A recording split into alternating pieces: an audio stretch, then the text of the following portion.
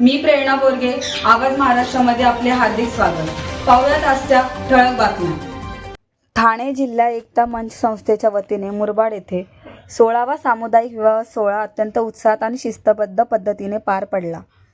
मुस्लिम समाजातील सर्वसामान्य कुटुंबातील मुला-मुलींचे विवाह सोहळे सुलभ व सन्मानाने पार पडावेत या उदात्त हेतूने एकता मंचकडून सलग 17व्या वर्षी या उपक्रमाचे आयोजन करण्यात आले।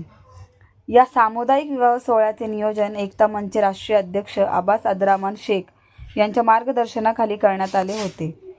मुरबाड येथील साईराज मंगल हॉलमध्ये हा सर्वांग सुंदर व नियोजनबद्ध विवाह सोहळा पार पडला। यावेळी वधूवरांना आशीर्वाद व शुभेच्छा देण्यासाठी विविध क्षेत्रातील मान्यवर उपस्थित होते।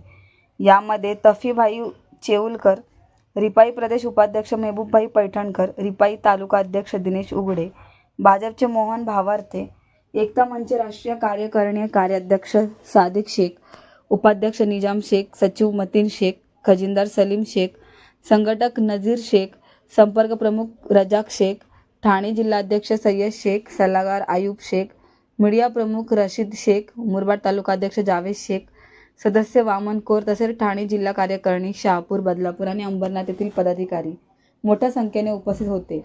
या विवाह सोहळ्यात आमदार किसन कथोरे यांच्या कन्यादान उपक्रमांतर्गत सर्व विवाहित जोडप्यांना कन्यादान मोहन भावार्थे यांनी केले। या सोहळ्यामुळे समाजातील गरजू कुटुंबांना मोठा आधार मिळत असून सामाजिक एकात्मतेचा संदेशही यामधून दिला जात असल्याची भावना उपस्थित मान्यवरांनी व्यक्त केली। को खैर व बरकत नाज़िल अता फरमा और जो दुआएं मांगी है मुझ पापी के तरफ से मौला उन दुआओं को अपने महबूब के सदक़े में कबूल मबरूर और मकबूल अता फरमा। दूल्हा जिंदगी दूल्हा और दुल्हन के जिंदगी को शाद और आबाद अता फरमा।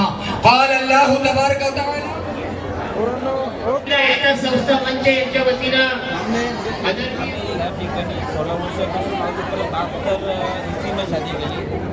पुढच्या वर्षी आमचा असा विचार आहे 50 तरी शादी सर्व धर्माच्या झाल्या पाहिजे। मुस्लिम असो, हरिजन असो, हिंदू असो, सर्व म्हणून आम्ही 50 शादीचा टार्गेट आहे। यावर्षी किती दाम्पत्य या ठिकाणी विवाहबद्ध झालेले आहेत? 4 आणि किती वर्षापासून आपण हा विवाह सोहळा पार पडत आहोत? आम्ही 16 वर्षापासून अजूनपर्यंत 72 विवाह सोहळा केला। या स्तुती उपक्रमाविषयी इतर समाजाला आपण काय संदेश द्याल या लग्न सोहळ्यात?